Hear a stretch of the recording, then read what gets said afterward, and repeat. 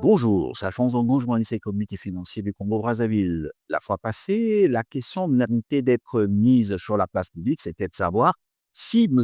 Henri Kodoïma, le nouveau ministre de l'économie, des finances, de la dette et des participations des Gabon, allait se débarrasser de sa prestigieuse fonction de président directeur général du puissant groupe financier et bancaire qu'est la holding BGFI Bank. La question, nous avions déjà la réponse puisque nous savions à travers nos réseaux que Henri-Claude Oyima avait décidé de cumuler ses fonctions. Et maintenant, c'est officiel puisqu'à l'issue de la cérémonie de passation de service, Henri-Claude Oyima a réaffirmé qu'il ne pouvait pas quitter un groupe qu'il a bâti pendant plus de 40 ans si facilement, ce qui revient à dire qu'il va donc cumuler les deux fonctions. Mais la question mérite d'être posée lorsqu'on sait très bien que ce puissant groupe bancaire qui est constitué d'un actionnariat assez divers.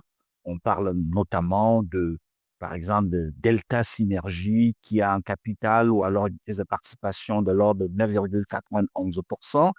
Delta Synergie, semble-t-il, ce serait quand même, n'est-ce pas, un actionnariat qui anonyme la famille Bongo. Vous avez aussi là-dedans Sogafrique, un autre actionnaire qui serait certainement apparenté à Delta Synergie. Et puis vous avez Morar, qui est quand même, selon certaines informations, selon ce qui s'est dit dans les milieux, n'est-ce pas, autorisé du système bancaire de la sous-région, que ce serait quand même des prises de participation de 9,25% et ce ne serait que la propriété, semble-t-il, de Henri-Claude Oyima. Normal, puisque Henri-Claude Oyima y est resté quand même pendant plus de 40 ans à la tête de ce grand groupe bancaire sous-régional. Alors la question aujourd'hui, c'est de savoir, est-ce qu'on va essayer de normer les choses parce que nos regards sont tournés vers les institutions de régulation, notamment la Commission bancaire d'Afrique centrale, parce que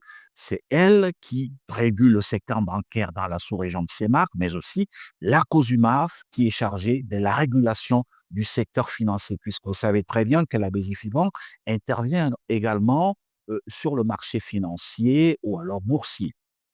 La question mérite d'être posée, d'autant plus que vous, comme j'ai eu à le dire dans ma première publication, que Henri-Claude Oyima, de par ses fonctions, assure le rôle de régulateur. Et de l'autre côté, il est acteur du marché de par sa fonction de président directeur général de la holding BGFIBank.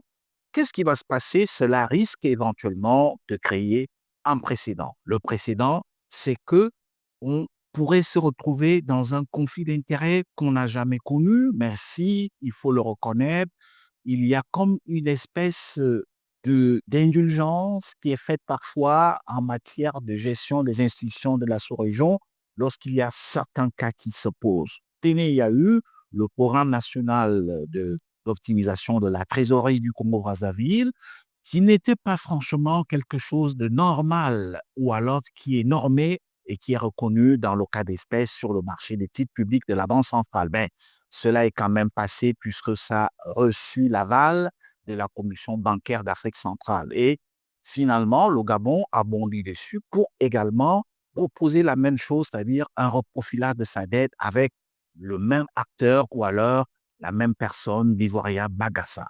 La question mérite d'être posée lorsqu'on sait que les institutions de la sous-région sont appelées à jouer un rôle tout à fait primordial dans le cadre de la régulation. Est-ce que donc, pour ce qui est de M. Henri-Claude Oyima, la situation va rester en l'état, c'est-à-dire qu'on va trouver quelqu'un qui joue le rôle de régulateur de par sa fonction de ministre des Finances, et en même temps, il est quand même propriétaire et même aussi, pourquoi pas actionnaire, si on s'en tient à certaines informations, de la banque qu'il dirige en tant que président directeur général. Toutes ces questions méritent d'être posées pour voir si notre sous-région va en, va de l'avant ou alors recule en termes, n'est-ce pas, de plan normatif dans la gestion de la régulation. Alphonse Dongo, journaliste économique et financier depuis le Congo-Brazzaville.